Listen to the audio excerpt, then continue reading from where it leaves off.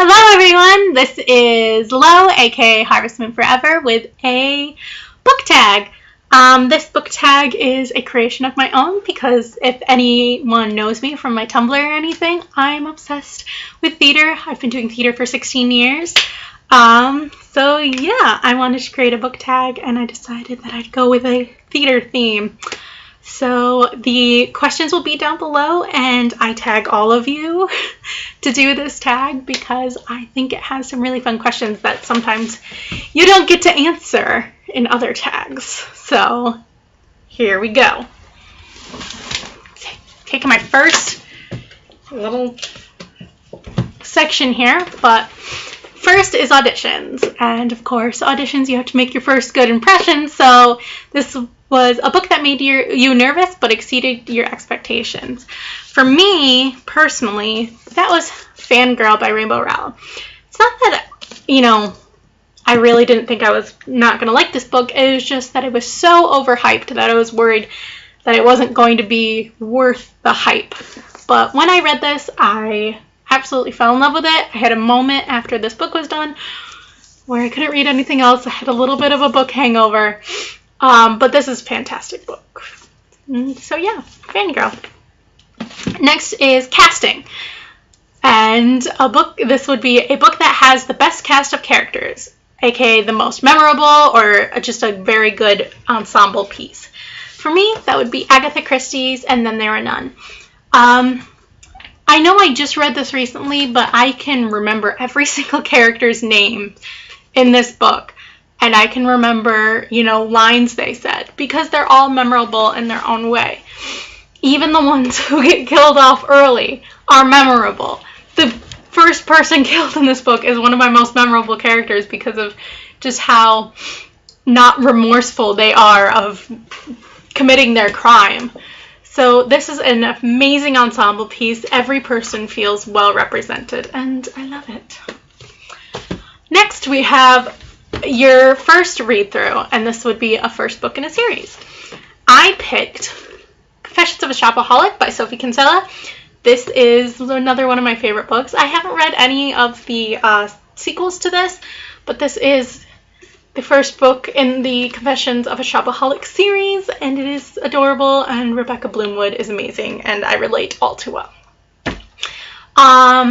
First Rehearsal, a book that it could have used a rewrite. For me, and I know this is a classic and it's going to be weird, and a lot of people won't even know it, but that'd be The Prime of Miss Jean Brodie by Muriel Spark. I had to read this for a modern novel class, and I thought the subject was very interesting. I was just not crazy about the way Muriel Spark wrote. So I would probably rewrite it and make it a little bit better. Next is Props, which is something that's not books that lives on your bookshelves. As you can see, I have a lot of things to pick from. I put a lot of things on my bookshelves, but the two things I brought, because they're companion, are my Batman and Harley Quinn itty bitties, because I'm also obsessed with Batman and Harley Quinn especially, but I also love Batman. He's my favorite superhero. And they chill out on my contemporary shelf, actually, which is kind of weird. Or do they? No, they don't hang out on my contemporary shelf. They hang out on my classic shelf, which is even weirder. Next is costuming, and this is a beautiful book cover. I took this a step further for my own tag, which is kind of weird. I picked a beautiful book cover that is actually on the book, and it's kind of cheating using a graphic novel, but this is Seconds by Brian Lee O'Malley. He wrote and illustrated Scott Pilgrim vs. the World, and this is a standalone graphic novel. And not only is this gorgeous and all the art inside gorgeous, what makes it even more gorgeous is you take off this little half piece. Yeah, the glare. But that is beautiful and beautiful and beautiful. So yeah, this is one of the most gorgeous books I own, and I love it, and I need to put its safety thing back on. There we go. Next is directing, a book you wish would become a movie, play, or TV show. I picked The Shadow of Blackbirds by Kat Winters. This is her debut novel and also the first Kat Winters book I ever read. I believe this is her debut novel. It's her debut for the historical fiction stuff that she's been doing. But yeah, The Shadow of Blackbirds I just think would make an amazing movie. It's about a girl who arrives in San Diego to go see her childhood best friend, and his family, I believe it's his family, yes, that own a spirit photography place, and it's just all interesting things happen, and there are pictures in this book. This came out around the time of Miss Peregrine's, but I think the book used its pictures well due to its subject matter. But yeah, because this was an actual thing that happened with spirit photography. So yeah, in The Shadow of Blackbirds, I kind of want to be a movie or a TV show or a play or something. It would be wonderful. Next is Stage Crew, a book that has flown under the radar but deserves recognition. Mine is what will always be my answer for this question of the most underrated book or a book that needs more recognition is School for Dangerous Girls by Elliot Schreifer. I know this looks kind of cheesy. It kind of looks weird. But as you can see from the spine, I have read this book 4 times. It's been a while since I have read it recently, but I was obsessed with this book. It is just a very interesting story. It's very much like Girl Interrupted, but for a YA group, and there are amazing characters, and it's very haunting and very scary, and it's crazy, but I love it. So yeah, check it out. I think he only wrote one more book, and I think I have it, but I can't remember what it's called. Next is Tech/Hell Week. If you're in theater, you know Hell Week. This is the week before the show, and it's not good times for everyone. But this is a book that you felt like it was a chore to get through. When I say chore, I don't mean it was a bad chore, because Tech Week doesn't have to be a bad chore, but it just took a while to get through. And that was The Diviners, mainly because this is a giant book. There's a lot to learn.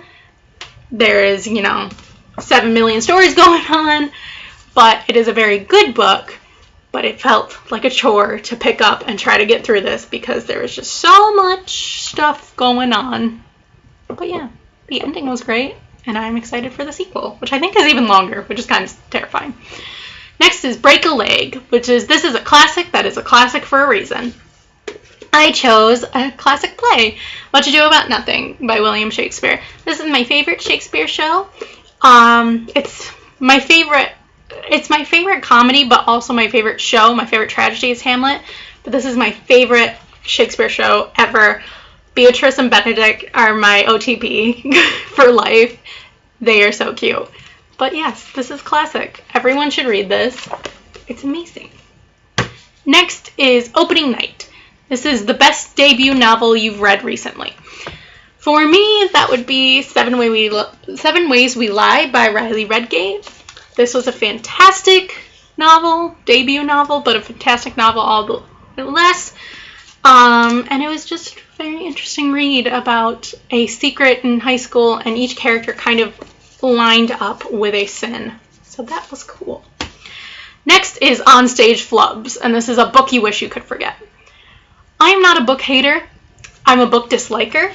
I've always said that, and it's like I've never hated a book until my modern novel class in college. And that book I wish I could forget would be Hard-Boiled Wonderland and the End of the World. Nothing against people who, like this book, and I'm sure Haruki Murakami's other books are fantastic. This book just made no sense to me. My friend and I were talking about this in the class, is that it sounded like he was trying to be symbolic, but he didn't know what the meanings were behind the symbols.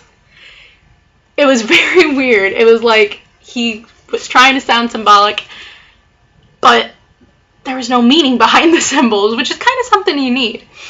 Also, this has some of the most cringy sex-related stuff I've ever read.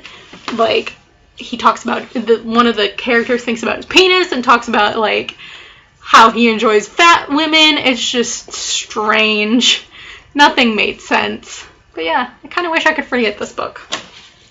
The sex thought stuff will haunt me for the rest of my life.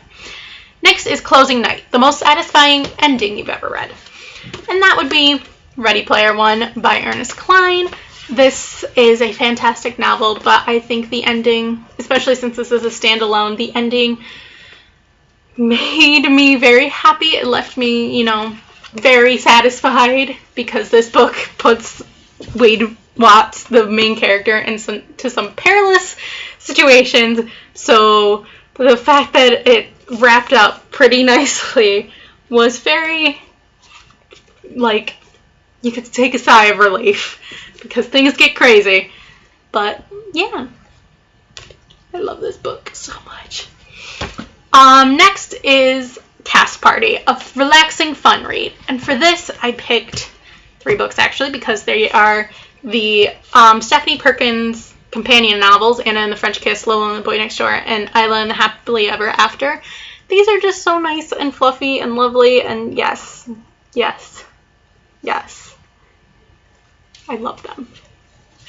But everyone should already know, and I love the covers together. They look beautiful. Last but not least is Rewatching the Filmed Night, which is something I do a lot. Sorry about it. And if you can find any of the shows that are on YouTube that I was in, I salute you for your stalking.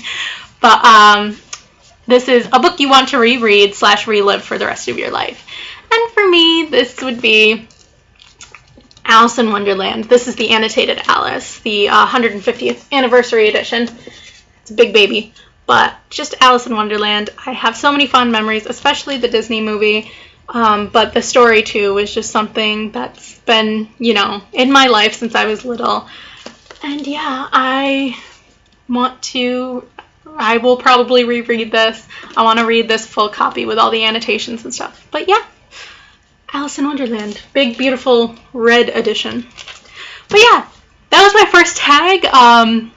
Thank you guys for watching, and like I said, you are all tagged, and feel free to send me your responses, because I would love to see them. I always love watching tags, because that's kind of sometimes how I get my book recommendations, or books or authors I should look into. But yeah, thank you guys for watching, and I'll see you soon. Alright, bye-bye.